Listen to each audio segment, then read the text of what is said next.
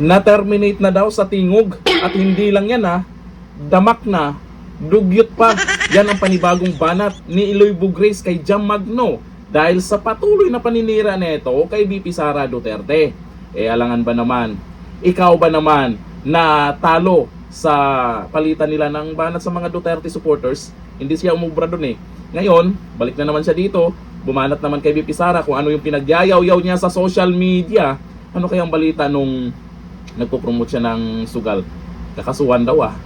Aba, eto, panoorin po natin ang banat po ni Eloy Bugres na meron po tayong bagong nalaman. Eto, Jam Magno, panoorin mo. Kailangan nagtatagal sa iyong lalaki kasi baho. Ay, Baho. ang gimpapustiso mo sa libro mo, ka, gabalingaso. Ang bakba mo hindi di maagwantahan, ang bakba mo kakalaking burnal. Ano ang sabi ni Ed ang sapat ka? Ang sabi ni Ed, isang bagay na hindi niya magwantahan sa'yo, ang pagkadamak mo. Damak. Ang bilat yung ino na pagkadugit mo, kaspahon ka. Ang kaspa mo ginakalot mo, bigat. Lah, Ang kaspa mo kung ginatralala, kabla bilat sing ilo mo, kung tamang nilala, kagaamo ka na o. Gaamo-amo ka ng tapos pagkuha mo sang daki sa ulo mo, ginalamon mo. lah, At dugyot, aon, mangkaw, baka di naliligo. Pretend pa siya ngayon, mapart pa sa santingog, yun mo. Din-terminate ka na sang tingog pala, guys. Ala. Matagal na siyang terminate sang tingog ang Karma. wala ka na sa tingog, huy, log. Ano sabi sang taga-tingog sa akin? Ayaw namin sa kanya kasi napaka-nonsense siya kag napaka-ingay niya. Napaka-ingay niya sa social media. Hindi yon Eloy, hindi man tayo, magkasalungat man tayo, sabi sa mga ilang members ha. Magkasalungat man tayo, Eloy, sa mga bagay-bagay sa politika. Pero hindi talaga na, hindi na nasa part namin, kaya please lang Eloy, huwag mong damayin ang tingog. Dahil wala na siya ngayon, kin-terminate, sinipa na siya namin. Sabi sang tingog, oy, dagol daon. Jessica Ann Mangkaw, adapted ka. Ang nanay mong bilat sing Eloy ka ay isang hamak na labandira. Ang itsura sang anak mo nga si Tunya ang aldo ingrun. Manang-mana sa'yo, pampatayoya kang itsura mo nga daw lamok. Nasaot-saot ang anak sa stage, let's get loud, bilat sing Eloy, 4 years old, ang hinahanap na sa anak niya, manang-mana ang anak mo talaga sa'yo sa niya mo kawawa sa bata. Dapat talaga ang DSWD. Shout out dyan.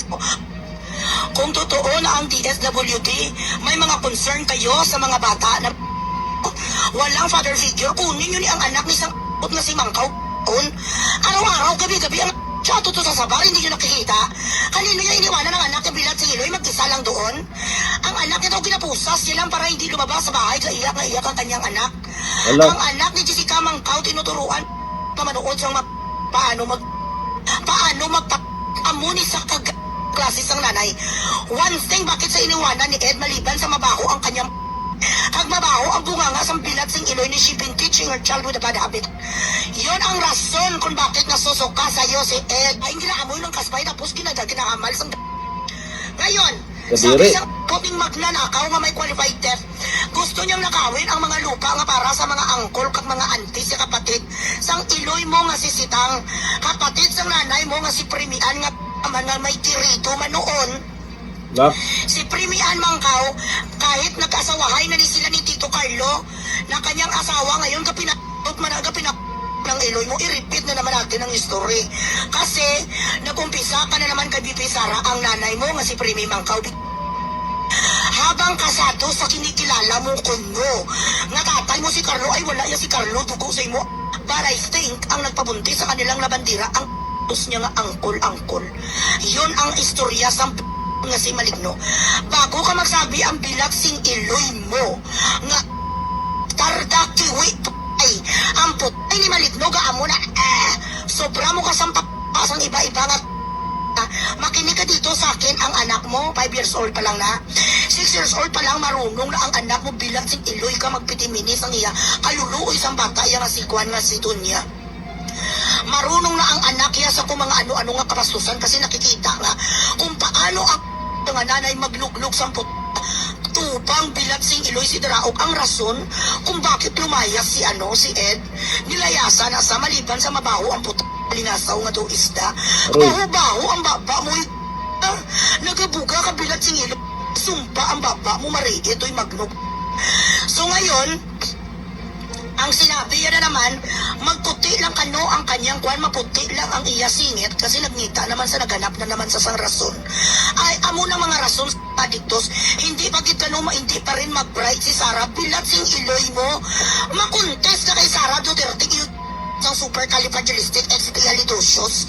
Ano, ang titulo mo maliban sa pagiging kabig kag bastarda mo, amo ng titulo mo. Why ka makatapos sa eskwela? Nakatapos ka sa eskwela mo, aw? Hindi ka na-graduate.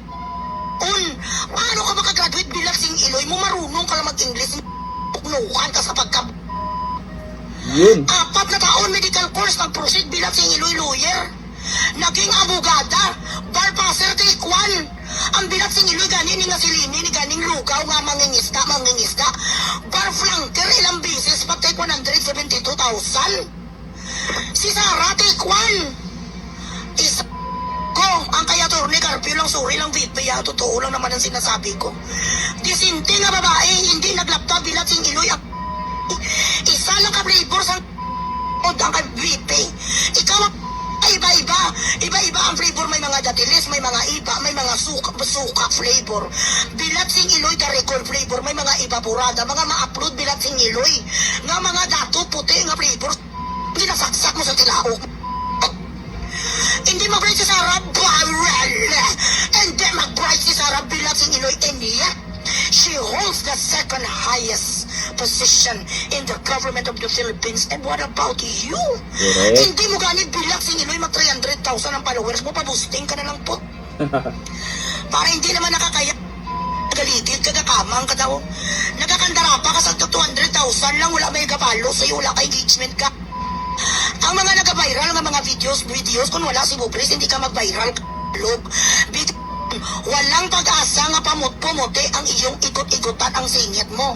Hindi na makuha sa muriatic acid, hindi na makuha kahit pa pagdasalan ka doon sa Batikan. Kahit pa bilat sing iloy kakasun ang tanan mo nga panit, liyapon, hindi magputi. Pag ganun sa panit mo nga totoo, kasi ang totoo mo naman talagang kulay ang iyo di puta, kahit di nga sinasabi puti ka. Subukan mo magpa-pitch, stay under the heat of the sun. 45 degrees, tingnan lang natin bilat sing iloy kung hindi bumalik ang balaybo mo nga kwan. Nga kwan ka nga Godzilla. Tingnan lang natin kung hindi ka naman bumalik bilat sing iloy ngayon albino ka nga unggoy. Dahil ka pa injection ka sa glutathione, sige nga. Mag-sunbathing ka man. Bastar may bastar. Tingnan natin kung hindi ka naman bumalik ang bilat sing iloy mo kay Kikae. Sige be. Hindi mag-bright si Sara. Question na si Lini, ito na yung Ay, ako sa'yo dyan, Magno. Manahimik ka na. Itigil mo na yung puro banat kay BP Sara, paninira. Kasi, kinarma ka na.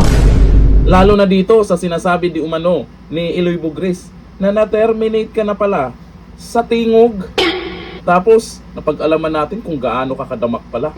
Hinanatan ka na naman ni Iloy Bugris na alam naman natin na wala kang panama dyan. Nalalaman patuloy ng karamihan yang kadugyutan mo. Kung ano talaga ang dahilan, kaya iniwan ka. Ouch! Karma. Hanggang dito lang natin, Bye-bye.